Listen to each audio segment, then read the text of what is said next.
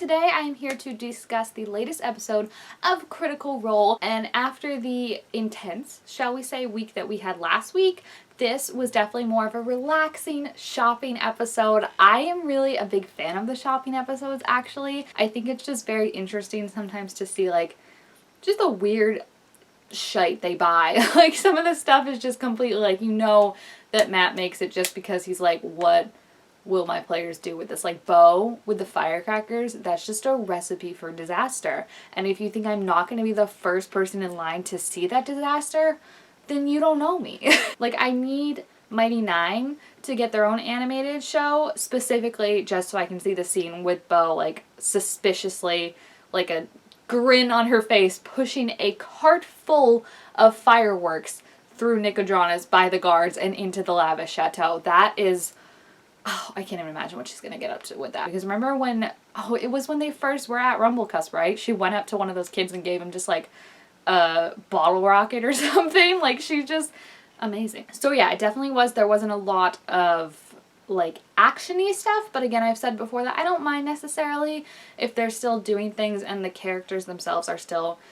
like, the plot is getting driven, you know, and I feel like this was a very character-driven, kind of just a more chill vibe, you know, and we all kind of need that sometimes, so I appreciated that. I think the main interesting thing that I picked up on this episode was how Veth bowed out about, like, an hour in. I mean, Sam really sat there for, like, 2 hours and did nothing, and I know everyone was kind of thinking, waiting that he would introduce a new character somewhere, and I, too, was, like, every time they were going somewhere and, like, a person was in there, I was, like, waiting for Sam, and he was totally trolling people, too, where, like, as soon as they, like, walked in and Matt was like, oh, you see someone, like, Sam would sit up or start, like, flipping his papers, like, totally trolling.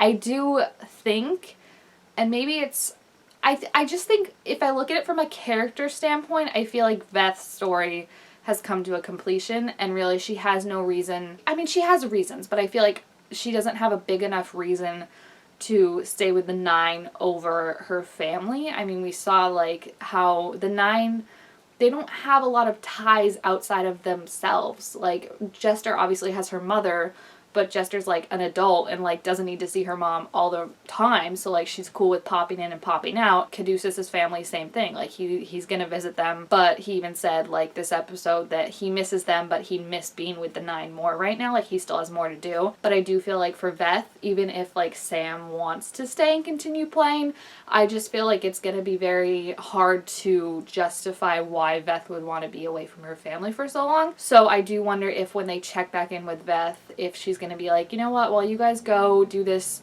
next kind of task, why don't I stay with my family a bit longer? Yeah, I just think now that she's not a goblin anymore, she has her family reunited, she's got a good amount of money. I mean, that's why she could pop back in for some, like, missions and other missions if she needed more money or stuff like that. I just feel like there's more keeping her than there is calling her to go. I do think Sam is, like, the best at making other characters, and it would be really funny since he's so good about, and, you know, so strict about sticking to what he did in Campaign 1. Like, if he wore, like, a costume in this episode in Campaign 1, he wears a costume in this episode in Campaign 2. So, like, if he made a new character in Campaign 1, like, you're gonna have to make a new character in Campaign 2. Like, that's the parallel. But I just think there's more. Yeah, I just think she needs to be there for her family, her son, her husband. Like, it was, oh, so adorable how Luke is turning into a mini rogue. Everyone in the chat was like, we need a one-shot with Luke and his friends, or, like, Campaign 3, someone better play Luke, because that kid is just friggin', like, we've all adopted him. He is so cute. I love how Yeza was like, oh, he was just right here, and he's like, oh no. Like, he knew that Luke was gonna pop out and scare them, and Veth was like, oh no, what? Yeah, I'll be interested, I think, mostly to see how that plays out. If they kind of message her and she's like, you know what, I'm gonna stay for now, and then Sam makes a new character, because I will be interested to see, like, what class he picks and stuff like that. The big thing, too, that I'm looking forward to the next episode is the dinner. That's another thing I feel like specifically, I know they're gonna go to it because, like, that's where the story's driving them, but I'm also, like, don't want them to go to it at all, and I feel like, I don't know, Caleb's a hard character to read, so I feel like part of me is like, I feel like it would be more in character for him to not go and be like, I don't want to go, but then I do know, and me and my friend Jess have discussed this a lot, that there's still that arrogance and that pride to him that he had with being Bren and being kind of like told that like you're so great and you're so awesome. And I think that's still there. I think that's one of his like fatal flaws, is his hubris. And I think he taps it down a lot, but I do think that there might be a part of him that wants to show Trent and Astrid that, like, I'm better off without you.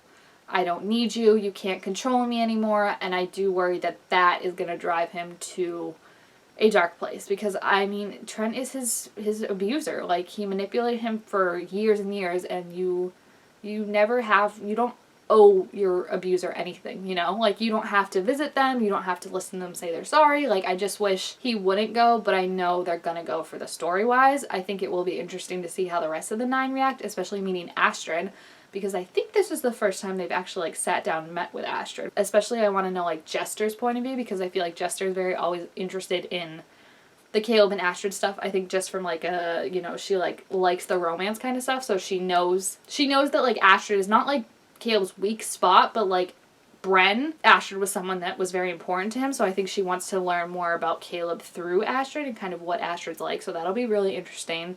And like if Jester pretends to be like his girlfriend to like, you know, make Astrid mad, like I could just see her doing a million different things. And then it's also funny because I remember when Trent, there was that scene in an episode where he walked up to Caleb and like said that he knew he was Bren, like, good job, Bren, or whatever.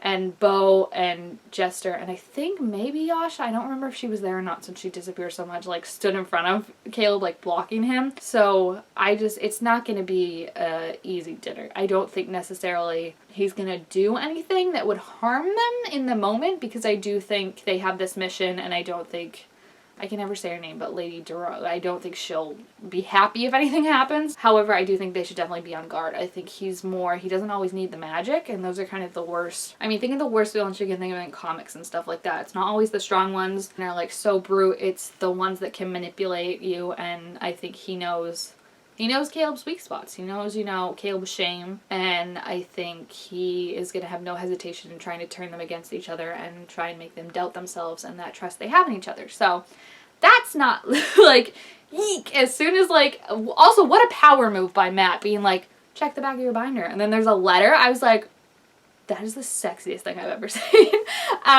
So yeah, it was a very interesting episode. I think overall I loved, oh my gosh, all the stuff with Ford. Travis with that ring was literally like, I think Ashley was the one that said it, Travis in real life with the coin at Ren Fair. Like, there was no reason he had to get it, but it just, like, he could not stop thinking about it. Also, let's take a moment to think about Nicodranus. If anyone needs paper, apparently it's gone because Caleb bought it all. Like, I just love shopping episodes, especially, like I said, I haven't watched all of Campaign 1 yet, so I don't know what they were like in Campaign 1, but Campaign 2, they're just so freaking weird. It's like they just walk into, like, a Kinko's and are like, I'll take the things they find astound me. Like, all the paper, like, I know there's a reason he needs it, but just the fact that he bought so freaking much of it. Veth, with her the matching outfit she bought, when she said it, when she was like, oh, matching family outfits, I originally thought she was buying them for the 9, because that's just always where my mind goes when she's like, family. So when she was like, nah, it's for Luke, Yeza, and her. So cute. Oh my gosh. See, that's again where I feel like her thoughts and intentions are more towards the 9 now, and I feel like she could take a break, and then if, you know, something does happen with Caleb down the line and he goes bad or something like that, then she could come back and they could be like, we need your help with Caleb, stuff like that, you know. So it's very interesting. So I really like the episode. I know some people aren't a fan of shopping episodes, but I just think it's really, you never know what's gonna happen. You never know what they're gonna find, what they're gonna waste the money on. We've got a bunch of firecrackers next to explosive alcohol, so that's always a recipe for disaster. We've got a fire ring that potentially may or may not work. We still don't know fully if Ford has been ripped off or not. So, oh, also the unicorn. You guys know I am not a Ford and Jester shipper by any means. Like, I'm not gonna be mad if they get together, but I like her with Caleb more. But him buying that unicorn was the freaking most adorable, sweetest thing. And even the way he gave it to her when he was like, oh, do you hear something? What's that? And it was like, let me out. And he brought, like, it was so sweet. And it almost, like, didn't seem like it didn't seem in character. It seemed more like Travis.